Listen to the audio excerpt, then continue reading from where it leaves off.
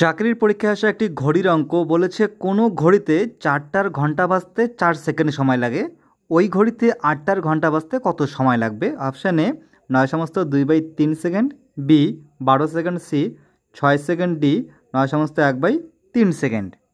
অঙ্কটি খুব সরলভাবে বলেছি, দেখো 4টার ঘন্টা বাজতে 4 সেকেন্ড সময় লাগে, 8টার ঘন্টা বাজতে কত সময় লাগবে। এখানে আগে অঙ্কটির কনসেপ্ট ক্লিয়ার করতে হবে। দেখো 4টার ঘন্টা বাজতে অর্থাৎ 1টা 2টো 3টে 4টে, এই 4টার ঘন্টা বাজতে কত সময় লাগছে? তার 4 সেকেন্ড। বাস্তবে এই 4টার ঘন্টা বাজতে এখানে দেখো একটা গ্যাপ, দুটো গ্যাপ, তিনটে গ্যাপ, এই তিনটে গ্যাপ অতিক্রম করতে সময় লাগছে তার 4 সেকেন্ড।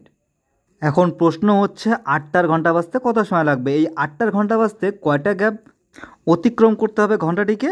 আমরা এখানে যদি আমাদের কনসেপ্ট ক্লিয়ার থাকে আমরা জানি 8টার থেকে 1 বিয়োগ করলে 7টা, কিন্তু আমি দেখিয়ে দিচ্ছি। দেখো ঘড়িটি যেহেতু 8টা বাজবে, দেখো 1টা 2টো 3টে 4টে 5টে 6টে 7টে, এখানে 8টা। গ্যাপ কটা এখানে রয়েছে?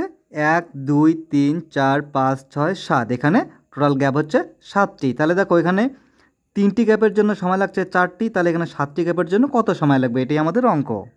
4টা বাজতে অতিক্রম করতে হচ্ছে 3টি গ্যাপ, 1 2 3, 3টি গ্যাপ, 3টি গ্যাপের সময় লাগছে 4 সেকেন্ড। এখানে 8টা বাজতে 7টি গ্যাপ, 7টি গ্যাপের সময় লাগবে কত সেকেন্ড? দেখো 3টি গ্যাপে সময় নিচ্ছে 4 সেকেন্ড, তাহলে 7টি গ্যাপে সময় নেবে কত সেকেন্ড? এখানে 4 7 28, উপরে 28/3, 3 লং 27, 1 পড়ে থাকবে 1/3, 9/1/3 হবে উত্তর। Option D 9/1/3 second.